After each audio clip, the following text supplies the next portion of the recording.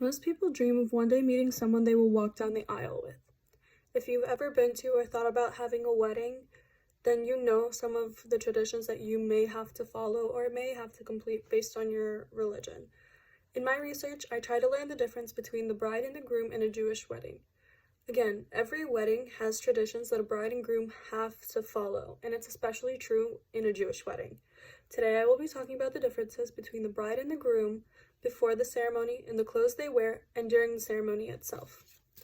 To begin, I will talk about what happens before the ceremony. Before the ceremony in a Jewish wedding, there is an Afur Shabbat, which begins on the Friday before the wedding, typically the same time as Shabbat. Afur means calling up, and this is when the groom is called up to read a portion of the Torah. After, he has to complete an aliyah, where after he completes it, guests pelt him with candy and sweets, which is really something light, really fun. And the whole Shabbat is typically followed by a Kiddush, which is wine and a light meal after the reading of the Kiddush. Further along, on the actual day of the wedding itself, there is a Tish, or like the day before the wedding.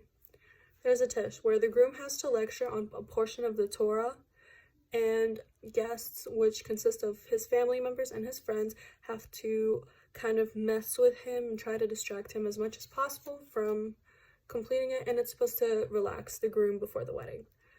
On the day of the wedding, the bride and groom obviously have different clothes that they wear. For the bride, it's a little more in detail. So for Jewish brides, they typically have to have covered shoulders for a synagogue because it's not appropriate to have open shoulders.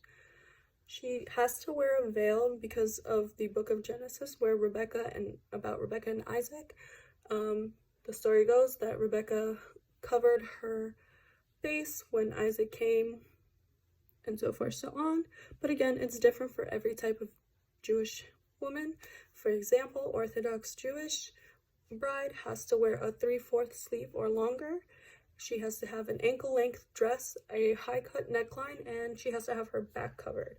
The groom is a little more simple, and it's kind of more broad over all types of Judaism, where he wears a white robe called a kittel over his suit, or he wears a prayer shawl, which is called a tali. He also wears a kippah, and if that's not common for most men, it wasn't really mentioned, but it's typically white.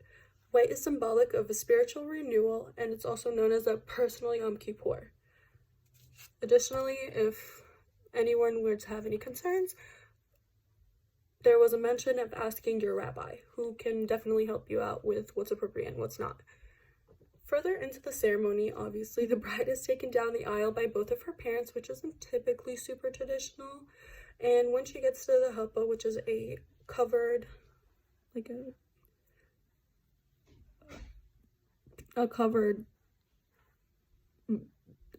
arch type of thing, she circles around the groom 3 to 7 times, creating a wall of protection to protect from evil spirits, temptation, and glances of others, kind of making a new family circle. The wedding rings are plain, and they are placed on the left forefinger because the belief is that the vein in the forefinger goes straight to your heart. The rings are plain also to not mess with the purity of it. It's supposed to be really pure and worth a lot, which metal is without stone in the Jewish faith.